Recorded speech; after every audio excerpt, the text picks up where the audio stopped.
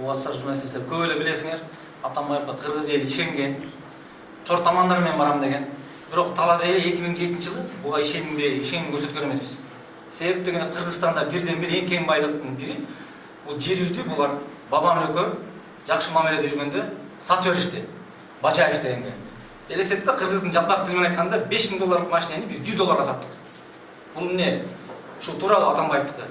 Эчтеке сурабастан. Мына азыр чыгып атат. Экөөнүн долясы бар, бабамдыкы да бар, Атамбаевдики да бар. Биз 2007 жылы жер үйгө каршы чыгып жол тосуп, куундукту алып, ташбара менен алганбыз ошондо Атамбаевди. Ошондо 8-12 киши бүгүнкү күндө азыр Америкада качып жүрөт, дагы беженец болуп. Анын баарын билесиңер. Биз ошондон Атамбаевди ишенген эмеспиз. Ошондо мына партиялаштар, байкелер бискитти жаман көрүп, силер Атамбаевди эмне кыласыздар? Жер үйдү жабылсын деп кеткен.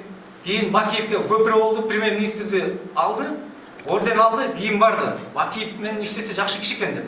Кайра жер үйүнө ачылсын дегенде ташбара калабыз. Ошон үчүн таластар жаман көргөн себеби ошондон. Ошон үчүн биз ошолор 2007 жылы буга ишенген эмеспиз. Ишенип кеткен бул кишилер.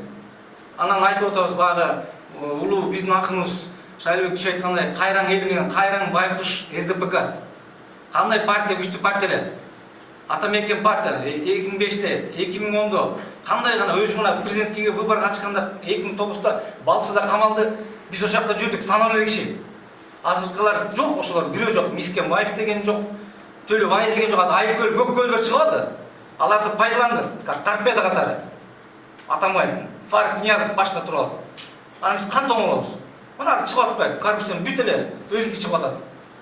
Бул Кыргызда бир жакшы сөз бар. Шишип толду. Шишим толду деген сөз. Бүттү уже. Кинонун аягы болот.